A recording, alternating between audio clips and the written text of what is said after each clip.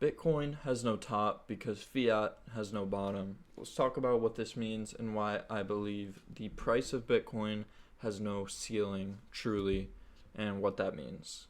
So today I'm speaking to you at a Bitcoin block height of 926,176. I always like to show this every video because it's important to recognize Bitcoin's transparency and its role as money, and the fact that you can just go and see every Bitcoin transaction that's ever occurred and how awesome that is. So most people measure their wealth in dollars, but what does it mean when the dollar is melting every year, right? So a good example of this is, say I were to measure my desk, right? And I'm using a ruler that gets a little bit smaller every year. It gets 7 to 10% smaller every year. So I think to myself, wow, my desk is really growing. It's getting bigger. The ruler still displays inches, right? The ruler still tells me that it's 12 inches, but in reality, it's getting smaller. So everything else looks like it's getting bigger. And it's the same thing with the dollar. My groceries aren't really getting more valuable. Just the measuring stick I'm using to measure the value of them is just shrinking. So everything is getting more expensive when it's not like the groceries were harder to produce or they're truly more valuable. It's just the fact that the unit of account we're using is shrinking. And that's why I believe Bitcoin is a superior unit of account and in the future will be the main unit of account, because it's a measuring stick that stays the same because the supply is fixed, right? It's a known supply issuance and there's a maximum supply of 21 million Bitcoin, and that number can't change. So let's talk about the dollar and how the supply of dollars changes drastically. So this is the M2 money supply, which, as we can see here, consists of M1 plus savings deposits, small denomination time deposits, IRAs, money market, etc. So in short, it's the balance of money in the system, right? Measured as closely as possible. As we can see, especially from 2020 to 2021, the M2 money supply increased greatly, right? From around 15,000 to close to 20,000, and then up to 21,000 at the end of 2021, which is crazy. That's a 25% increase. That can't happen in Bitcoin. Bitcoin has a fixed supply, and for that to change, every participant in the network would have to agree to that change. And that's going to be an impossible change because people aren't going to vote to dilute their own savings, to make each unit of Bitcoin less valuable, like what happens with the dollar. The supply increased by 25%.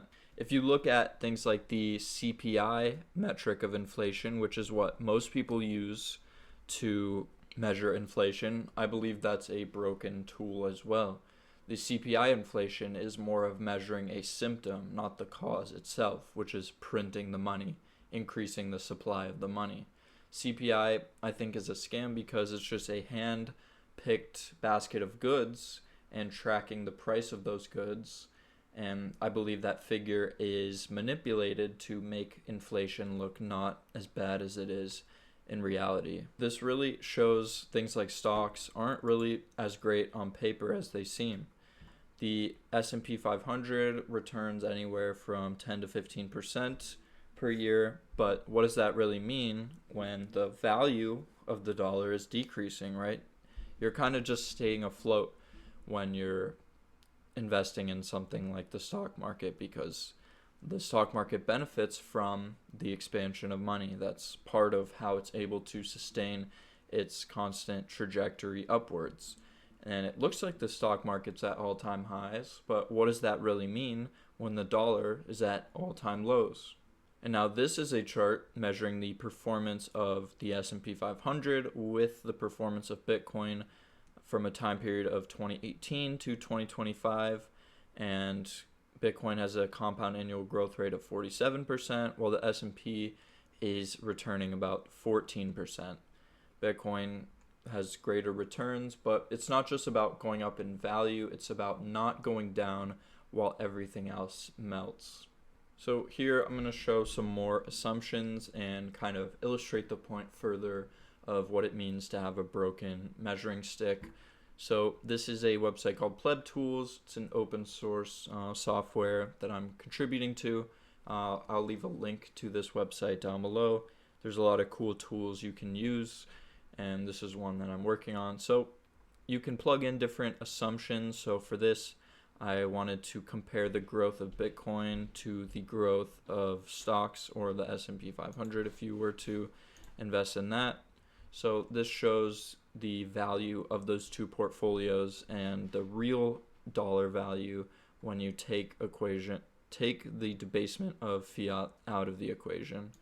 So let's plug in these are some pretty modest numbers, I would say.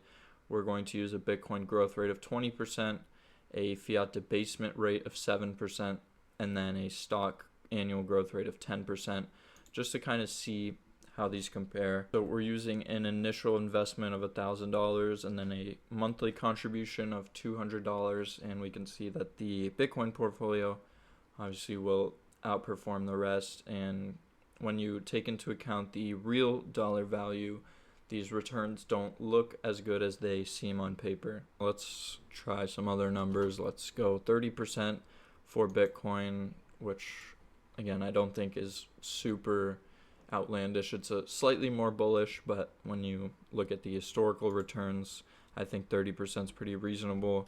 And then let's go 15% as the average rate of return, and let's go 20 years in the future and see how these perform.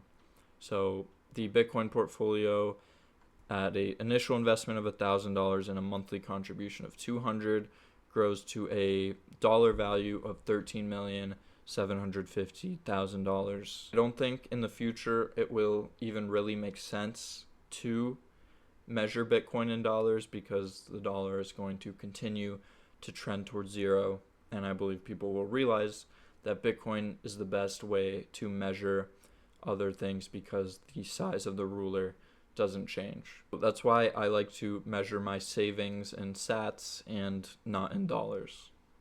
Bitcoin is more than an investment. It's a way to opt out of this broken melting money system. That's about going to do it for this video. If you enjoyed, leave a like and subscribe, leave a comment. That stuff helps out the channel a ton. Also subscribe to my free newsletter. I'll leave a link to that below. And as always, together, let's work, save, and build a brighter future with Bitcoin. See you in the next video.